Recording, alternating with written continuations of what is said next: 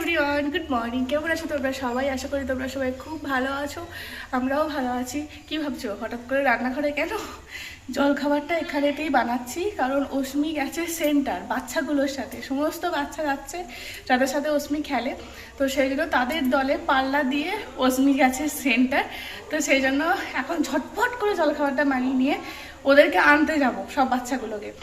আমাদের পাশের বাড়ি যে জেঠিমা শ্রেয়ার ঠাকুমা, তো শ্রেয়ার ঠাকুমা সমস্ত বাচ্চাগুলোকে দিয়ে এসেছেন। আমি বলেছি যে আপনি দিয়ে আসুন, আমি নিয়ে আসবো। তো এবারে জলখাবারটা ফটাফট বানিয়ে সমস্ত বাচ্চাগুলোকে আনতে যাব। আজকে জলখাবারে জানো একটা নতুন জিনিস বানাচ্ছি, যেটা আমার শাশুড়ি মায়ের মস্তিষ্ক প্রসূত। দেখে কি মনে হচ্ছে বলো তো? দেখে মনে হচ্ছে তো এটা আলু ভাজা। হ্যাঁ, আলু ভাজা তো অবশ্যই, কিন্তু তার সাথে আছে এখানে ছোট ছোট ছোট ছোট আলুর মতো করে কাটা মূলো। আলু আর মূলো ভাজা বানাচ্ছি, যেটা আমি এর আগে কখনো না বানিয়েছি আর না আমি কখনো খেয়েছি। প্রথমবার বানাচ্ছি আর প্রথমবার খাবো, দেখবো কীরকম খেতে। তো এটা মোটামুটি হয়ে গেছে। তো এটাকে এখন ঢাকা দিয়ে রেখে গ্যাস অফ করে চলে যাব। এই যতটুকু সিদ্ধ হতে বাকি আছে ভাবেই সিদ্ধ হয়ে যাবে। চলো বেরিয়ে পড়েছি, গিয়ে নিয়ে আসি। এখন তো ধান উঠছে না, ট্র্যাক্টর গাড়ি রাস্তায় এত, তো বাচ্চাগুলোকে একা দিয়ে আসা, একা ছাড়া ভীষণ রিস্ক। দিয়ে আসা নিয়ে আসা তো করতেই হবে, তো যাই। আস্তে আস্তে আস্তে চলো চলো চলো। কি ম্যাও, কুকুর বাচ্চা হয়েছে ওখানে। দে আমাকে টিফিন কৌটোটা দে, টিফিন কৌটোটা আমাকে দে, টিফিন কৌটোটা আমাকে দে, এক্ষুনি পড়ে যাবে। আর এক্ষুনি ট্রেনে উল্টে সব কটা পড়বি।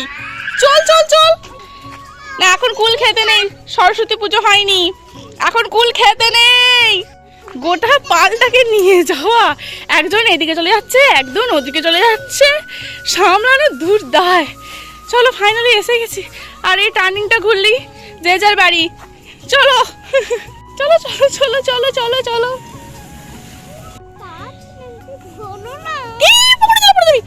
সত্যি তুই না দে, তোকে তখনই বললাম যে আমাকে টিফিন কৌটোগুলো দিয়ে দাও ওদের মতো। আর পারছি না, এই রাস্তায় এই কুটিগুলোকে বিছিয়েছে বলে এদের যেতে কষ্ট হচ্ছে। সবাই যে যার টিফিন নিয়ে নাও। দাঁড়াও দাঁড়াও দাঁড়াও, ওই ওখানে চলো। হ্যাঁ ওসমিন টিফিন নাও নাও। হ্যাঁ আর এটা এটা কার টিফিন? এটা আরুষির টিফিন। আর এটা আরাধ্যাও চলে এসেছে। এইটা কার টিফিন? এই ডিমটা কার রয়েছে আমি নিয়ে নেবো কিন্তু। এই ডিমটা কার রয়েছে আমি নিয়ে নেবো কিন্তু। কার রয়েছে এই ডিমটা? চলে এসো। হ্যাঁ যে যার বাড়ি চলে যাও। আরুষি বাড়ি চলে যাও, শ্রেয়া বাড়ি চলে যাও। এই তোমার কোন দিকে বাড়ি? তুমি জলখাবারটা খেয়ে যাবে, ওরা খাবে। দেখ এতটা খাবি তো, দেখ ওরা খাবে। তারপর এই দেখো, আর এই এতটুকু আছে, আর উনি ওইখানে গিয়ে আসুন। আর দুটিখানি আছে, তো খেয়ে যান। তো খেতে বসলেই তো সবকিছু পায়, সত্যি বাবা।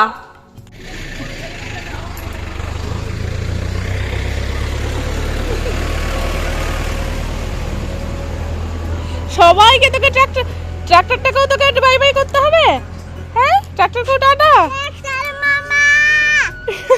ট্রাক্টর মামা, ট্রাক্টর তোর মামা হয়? আচ্ছা ঠিক আছে। অস্মি এখন যাচ্ছে। কোথায় যাচ্ছ তুমি এখন? শ্রেয়াদের বাড়ি যাবে না পিপিদের বাড়ি? অয়ন কাকা ডাকছিল কিন্তু। আচ্ছা তাই চলো তাই চলো চলো। ওকে একা এখন ছাড়ছি না, কারণ এই যে রাস্তা দিয়ে। আচ্ছা ঠিক আছে, শ্রেয়াদের বাড়ি চলো। রাস্তাতে এত ট্র্যাক্টর এত গাড়ি, তো সেজন্য একা ছাড়ি না, নয় দিয়ে আসি আর না হলে নিয়ে আসি। আসতে আর হয় না, ও নিজেই চলে আসে। আর এই দেখো নেল পলিশগুলো, হ্যাঁ এই নেল পলিশগুলো কালকে পিপিদের বাড়িতে পড়ে এসেছে একা একাই। মানে একা পড়েছিস না, পিপি পরিয়ে দিয়েছে? ও পিপি পরিয়ে দিয়েছে। হ্যাঁ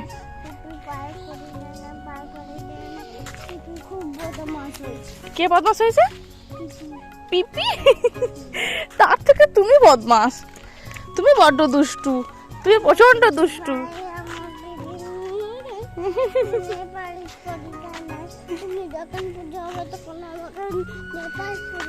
ঠিক আছে ঠিক আছে চলো। শ্রেয়া দিদির কাছেই কিন্তু খেলবে, কোথাও যাবে না কিন্তু।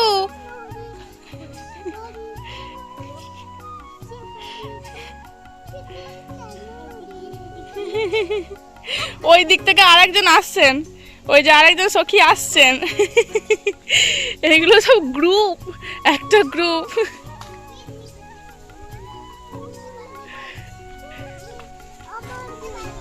তোমাকে না লেখা চিঠিটা ডাক বাক্সের এক কোণে, সাদা খামে না লেখা নাম এঁকেছে তার গানে। তোমাকে না লেখা চিঠিটা ডাক বাক্সের এক কোণে, সাদা খামে না লেখা নাম এঁকেছে তার গানে। সেই চিঠি যত লেখা থাকে একা একা। 10:30 বাজছে, 10:27, এখনো আমার কিচ্ছু হয়নি। এরপর যাব, গিয়ে উনুন ধরাবো, তারপর সব কাজ। আজকে সেন্টারে গেছিল অস্মি, চলো দেখি সেন্টারে আছে কি দিয়েছে। আমিও জানি না কি দিয়েছে। আচ্ছা, এখানে দিয়েছে একটা অর্ধেক ডিম সিদ্ধ, কুসুমটা এই যে, আর ডাল, আলু, ভাত এসবই দেখতে পাচ্ছি। থাক, অস্মির হয়ে যাবে। এখন ডিমটা দেবো না, যখন ভাত দিয়ে খাবে তখন দেবো। চলে এসেছি আমার নতুন রান্নাঘরে। সবার প্রথম যেটা করতে হবে সেটা হচ্ছে উনুন ধরানো।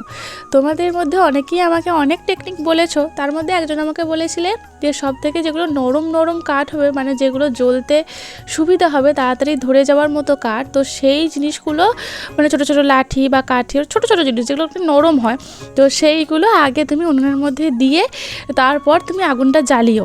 তো সে তার কথা মাথায় রেখেই আমি কি করলাম না, ছোট ছোট যে সমস্ত টুকরো টুকরো কাঠগুলো থাকে, মানে লাঠি এটা ওটা হেনা তেনা, তো সেইগুলোকে উনুনের ভেতরেতে দিলাম। আর একটা ছোট একটা কাঁড়ি আর একটা ছোট শুকনো বাঁশ ছিল, তো বাঁশও কিন্তু খুব সুন্দর ধরে, তো কাঁড়িগুলো কিন্তু কিছুতেই ধরতে চায় না। তো সেই সব কিছু গুছিয়ে উনুনের মধ্যে দিয়ে সামান্য একটুখানি কেরোসিন তেল দিয়ে দিলাম।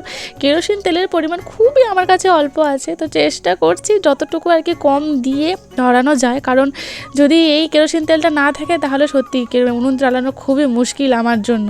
তো সেই জন্য চেষ্টা করছি অল্প অল্প দেওয়ার। দিয়ে দেখো কত সুন্দরভাবে ধরে গেল। তবে প্রথমটা যে হারে ধরে, তো সেই হারে কিন্তু মানে তারপর ধরে না, কারণ যতটুকু কেরোসিন তেল থাকে ততটুকু কেরোসিন তেলটা কিন্তু শেষ হয়ে যাওয়ার পর এই যে দাও দাও করে জ্বলছে, এই দাও দাওয়ের লেভেলটা কমে যায়, তারপর আবার আস্তে আস্তে ধীরে ধীরে উনুনটা জ্বলে ওঠে। সকাল থেকে 11টা বেজে গেছে, এখনও পর্যন্ত আমার জামা কাপড়গুলো শুকাতে দিয়ে আসার আমার সময় হয়নি। এতক্ষণে এসেছি ভাতটা চাপিয়ে দিয়ে, এখনো পর্যন্ত আমি খাইনি, 11টা বাজছে, এখনো পর্যন্ত কিচ্ছু খাইনি। সকালবেলা উঠে শুধু একটুখানি চা খেয়েছি। উফ, আর শিয়ালগুলো, নন্দিনী, শিয়ালগুলো এত পরিমাণে চিৎকার শুরু করেছে, মানে মনে হয় 5-6টা শিয়াল একসাথে এই 11টার সময়। আমার তো ভয়ে আমি ওই জন্য হাঁপাচ্ছি। আমি এত ভয় পেয়েছি যে আমি যে ছেলেগুলো বাইরে খেলছে, বাচ্চাগুলো, মানে এত শিয়ালের উৎপাত হয়েছে, গ্রামের মধ্যে ভেতরকে চলে আসছে, আর বাচ্চাগুলোর জন্য খুব ভয় পাচ্ছিলাম।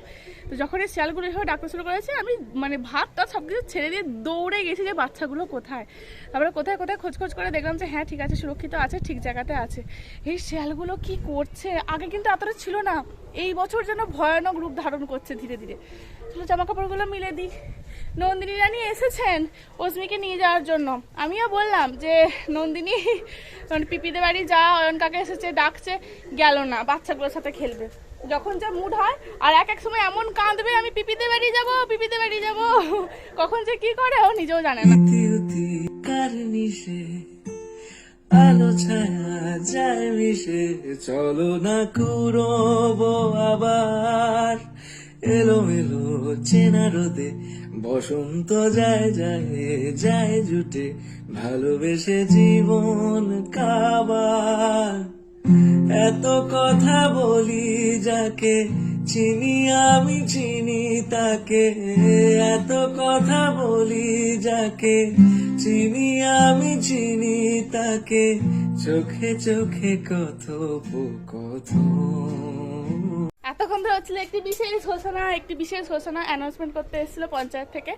আসলে এই যে ড্রেসটা আমি পরেছি, এটা আমি আগে পরতাম যখন কোথাও যেতাম তখন, এখন আমি বাড়িতেই ড্রেসটা পরে নিচ্ছি, কারণ এই ড্রেসটা আর বাইরে পরে যাবার মতো নেই। তো এই ড্রেসটা যখনই পরেছি তখন অস্মি বলছে, মা তুমি কি কোথাও যাচ্ছ, মা তুমি কি কোথাও যাচ্ছ।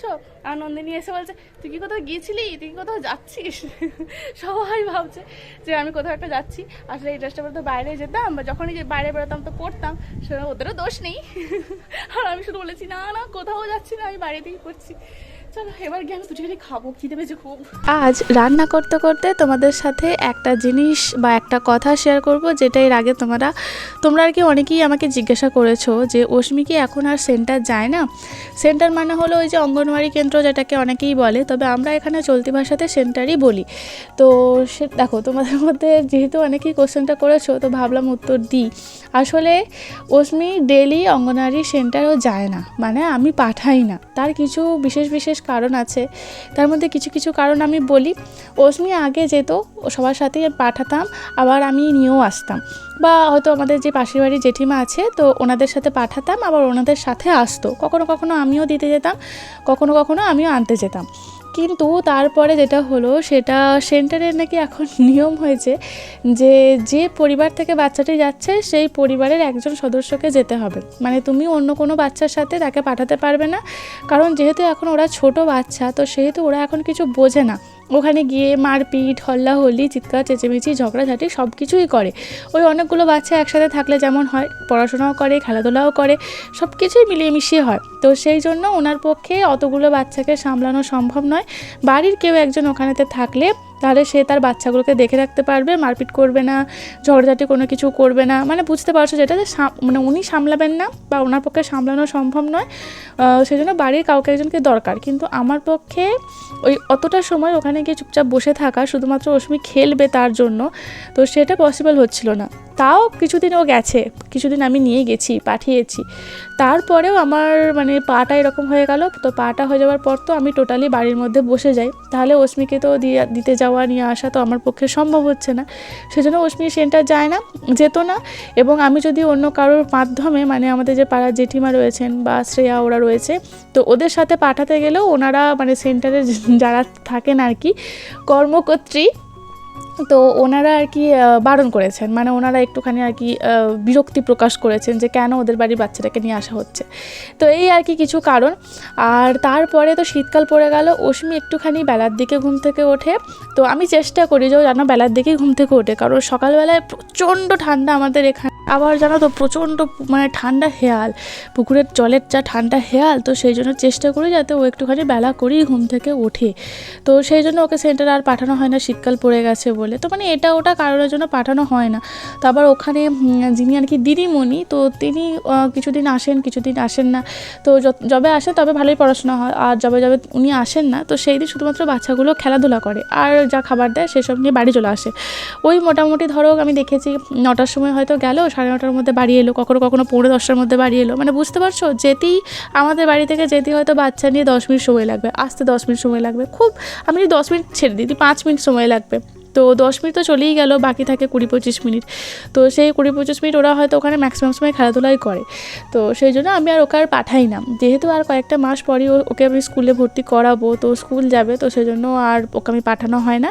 তো তোমরা অনেকেই বলতে পারো, বা এটাই ঠিক, যে বাচ্চারা ওখানেতে যদি যায় অঙ্গনওয়াড়ি সেন্টার, তাহলে কী বলতো, স্কুল যাওয়ার যে একটা অভ্যস্ত হয়ে পড়বে আর কি, যে ওদের মধ্যে একটা অভ্যাস তৈরি হবে, যে সকালে উঠে টাইমে খাওয়া, টাইমে গিয়ে একটা স্কুলে যাওয়া, আবার স্কুল থেকে আসা, এই একটা অভ্যস্তর মধ্যে ওরা চলে আসবে। আবার ওখানেতে 5টা মানে অনেকগুলো বাচ্চার সাথে মেলামেশা করে, খেলাধুলা করে, সেখানে ওদের একটা সবার সাথে একসাথে খেলা করা, ব্রেন ডেভেলপমেন্টের একটা ব্যাপার থাকে।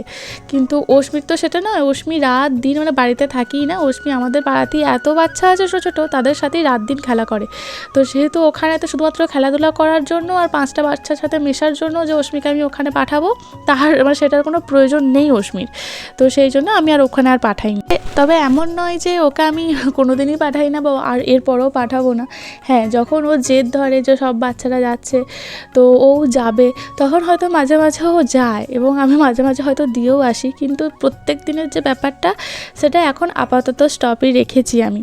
তো এটা আমার সাথে কেউ অনেকে আর কি এগ্রি হতেও পারো, এগ্রি নাও হতে পারো, কিন্তু যে যেমন পরিস্থিতির মধ্যে আছে, তো সে সেটা ভালো বুঝতে পারে। তো আমি এমন পরিস্থিতির মধ্যেই আছি, তো আমার মতে এবং বা অস্মির বাবার মতে আর কি, দুজনের মতেই তো যেভাবে চলছে এটাই আর কি আমাদের কাছে ঠিক লেগেছে, তাই আমরা আর কি এটাই করছি। তো চলো তোমাদের সাথে কথা বলতে বলতে অনেকটাই বেশ রান্না এগিয়ে ফেলেছি। তোমরা মানে আমাকে জানাতে পারো বা সাজেশন দিতেই পারো যে আমি কি করব, মানে ওখানে কি আমি রোজ পাঠাবো কি পাঠাবো না, বা আমি যেটা করছি সেটা ঠিক করছি না বেঠিক করছি, আমাকে অবশ্যই তোমরা সাজেশন দিতে পারো। তো চলো, শাকটা হয়ে গেল দেখলে। তবে জানো তো শাক একদম এক কড়াই ভর্তি চাপাই আর তারপরেতে একটুখানি হয়ে যায়। সমস্ত মশলাও বেটে ফেলেছি, সর্ষে বেটেছি, ধনে জিরে আদা রসুন সবই বাটা হয়ে গেছে। তবে আজকে জানো তো আদাটা আমি বাটিনি, আদা আর জিরে আমি বাটিনি। তার কারণ আদা আর জিরে বাটা কিছুটা ফ্রিজের মধ্যে ছিল, যখন আমার আগে শাশুড়ি মা রান্না করছিলেন তো তখন কিন্তু উনি বেটে রেখেছিলেন, সেটা ফ্রিজের মধ্যেই রয়ে গিয়েছিলো। তো আমাকে আজকে বললেন যে ফ্রিজের মধ্যে একটু মশলা রয়েছে তুমি দিয়ে দিও, তো সেটা নষ্ট করে তো লাভ নেই, তাই আমি আর নতুন করে আদা জিরে বাটিনি, কারণ ওটা বাটা ছিল। তো সেটাই একবারে মিক্স করে নিয়ে দিয়ে দিলাম আর কি। তবে আজকে একটা ব্লান্ডার হয়েছে। ব্লান্ডার কি বলো তো, আলু আর পেঁপে দিয়ে একটুখানি টমেটো দিয়ে আমি ঝোল করে রান্না করছি। আসলে কথা ছিল আলু দিয়ে ফুলকপি দিয়ে ঝোল রান্না হবে, কিন্তু ফুলকপিটাই এখানেতে মিস হয়ে গেছে। ঝোলটা চাপিয়ে দিয়ে অস্মিকে ধরে নিয়ে এলাম। অস্মি খেলছিল আরুষিদের বাড়িতে, ধরে নিয়ে এসে স্নান করিয়ে তিনি আবার বেরিয়ে গেছেন খেলতে। এখন ঝোলটা জাস্ট হচ্ছে, এরপরও ভাতটা আরেকটু হবে, মাছের ঝাল এটা ওটা বানাবো। এখনও রান্না অনেক বাকি, কিন্তু এখন ঘড়িতে 12:30টার মতো বেজে গেছে। আজকে রান্না হতে একটা তো আজকে বাজবেই বাজবে। তবে আমার এই এখন যতই হাসি যতই খেলা মজা যা খুশি করি না কেন, একটাই চিন্তা আমার মাথার মধ্যে এখন ঘুরে বেড়াচ্ছে, কি বলতো, অস্মির অ্যাডমিশন। অস্মির এই অ্যাডমিশনের ব্যাপারটা যতক্ষণ না আমরা মন থেকে 100% স্যাটিসফাইড হতে পারছি বা কিছু একটা ফাইনালাইজড হচ্ছে যে হ্যাঁ ঠিক আছে এটাই ফাইনাল, ততক্ষণ পর্যন্ত মনের মধ্যে একটা চাপা টেনশন তো কাজ করছি, কোথায় কি করব না করব। আবার বেশ অনেকগুলো টাকা পয়সারও ব্যাপার আছে, তো যে টাকা পয়সাগুলোর জন্য আমার মনে হচ্ছে এখন যদি আমি একটা মানে কিছু কিনবো ভাবছি, মানে কি সেটাও আর কি ভাবতে হচ্ছে যেটা কিনবো। তো এইটার জন্যই আর কি একটুখানি টেনশনে রয়েছি যে কি হবে না হবে। আজকেও কিন্তু আমি বানিয়েছি ওই পেঁয়াজ কলি দিয়ে পেঁয়াজ কলি দিয়ে পেঁয়াজ দিয়ে মাছের ঝাল, যেটা ভীষণ খেতে পছন্দ করি। কিন্তু আজকে একটু অন্যরকম দিয়েছি, অন্যরকম মানে একটুখানি টমেটো অ্যাড করেছি। দেখবে যে কোনো রান্নাতে একটুখানি টমেটো অ্যাড করলে তার যেমন রূপ রং পাল্টে যায় এবং তার সাথে একটা মানে টেস্টও একটুখানি আর কি আলাদা হয়। আমার কিন্তু খুব ভালো লাগে যে কোনো সবজিতে একটুখানি টমেটো দিতে। তবে বাড়িতে বেশ কয়েকটা টমেটো তোমাদের দাদাভাই আগের হাটেই নিয়ে এসেছে, কিন্তু এই কখনো কখনো দিতে না ভুলেই যায়। কারণ যেহেতু আর কি সবজিগুলো আমার শাশুড়ি মা কেটে দেন প্রত্যেক দিন সকালেই, তো সেহেতু উনি তো সবজিগুলো কাটছেন, সেই জন্য আমার আর ফ্রিজ খোলা অতটা প্রয়োজনই পড়ে না, যা করার উনিই করে নেন। তো সেই জন্য আর দেখা হয় না। কিন্তু আজকে হঠাৎ করে মনে পড়লো যে অশ্মির বাবা তো কিছু টমেটো নিয়ে এসেছিলো, সেগুলো তো আমি তো তরকারিতে দিচ্ছি না, তাই তার থেকে আর কি বার করে নিয়ে এসে একটু একটু করে সবেতে দিচ্ছি। তবে আগের দিনের তুলনায় আজকের কিন্তু মাছের ঝালটা আমার বেশ পছন্দ হয়েছিল, কারণ আগের দিনে যে সর্ষে বাটাটা ছিল সেই সর্ষে বাটাটা একটু গন্ডগোল হয়ে গিয়েছিলো। আগের দিনের সর্ষে বাটাটা মানে তিতো সর্ষে বাটা, মানে আমাদের বাড়িতে যে চাষ হয়েছিল যে সর্ষে বাটা বলছি, যে সর্ষের চাষ হয়েছিল সেই সর্ষেটা ভুল করে আমি পেটে ফেলেছিলাম, তাই একটু তিতো তিতো হয়েছিল, কিন্তু আজকে আর সেটা হয়নি। আমি এখানে রান্না করছি আর একটা জিনিস হঠাৎ করে আমার নজরে এলো, কি বলো তো, ওই দেখো এখানেতে আবার আমাদের কলা গাছেতে কলা মোচা ফলছে, তার মানে আবার কিছুদিন পর কাঁচা কলা হবে। মানে আমাদের কাঁচা কলা থোর মোচা কোনো বন্ধ নেই বাড়িতে, প্রত্যেক মাসে মাসে চলছে। ঝালটা ফুটেই গেছে, মানে হবো প্রায় হয়েই এসছে। তো এই সময় তো সমস্ত মাছগুলো দিয়ে দিয়েছিলাম। তবে আজকে মাছ একটু মানে এর আগের দিন থেকে কয়েকদিন ধরে তো খাওয়া হচ্ছে, তো সেই জন্য মাছ আজকে একটুখানি পরিমাণে কমই ছিল। তো যেটা আরেকটা, হ্যাঁ অবশ্যই ধনে পাতা দিয়েছিলাম, তো সেই জন্যই কিন্তু এত সুন্দর আজকে ঝালটা হয়েছিল। মানে টমেটো ধনে পাতা দুটোই পড়েছে, তো এই আজকে খুব সুন্দর সুন্দর হয়েছে। মানে ওই টমেটো ধনে পাতা দুটোই ফ্রিজের মধ্যে ছিল, কিন্তু আমি তো একদম ভুলেই গিয়েছিলাম।